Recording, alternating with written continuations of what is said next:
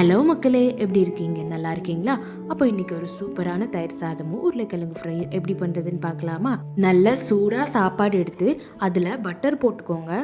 Butter போட்டால் தயிர் சாதம் செம்ம க்ரீமியாக இருக்கும். அதுக்கப்புறம் 2 ஸ்பூன் தயிர் போட்டு ஒரு 3/4 டம்ளர் பால் ஊற்றி நல்லா மிக்ஸ் பண்ணிக்கோங்க. தேவைக்கு ஏற்ற மாதிரி உப்பு போட்டு நறுக்கின வெங்காயம், கொத்தமல்லி இலை, கேரட் போட்டு நல்லா மிக்ஸ் பண்ணிக்கோங்க. தாளிப்புக்கு ஒரு கரண்டியில் எண்ணெய், கடுகு, உளுந்து, நறுக்கின வெங்காயம், அதுக்கப்புறம் 2 வரமிளகா போட்டு தாளித்து அதையும் நல்லா மிக்ஸ் பண்ணி வச்சுக்கோங்க. இப்போ உருளைக்கிழங்கு ஃப்ரைக்கு 2 உருளைக்கிழங்கு எடுத்து நல்லா தோல் சீவி பொடி பொடியாக கட் பண்ணிக்கோங்க.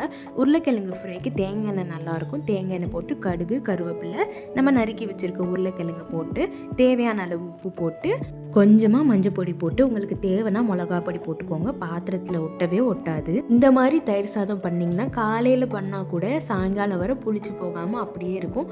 பிடிச்சிருந்தா ஒரு லைக் பண்ணுங்கள். பாய்.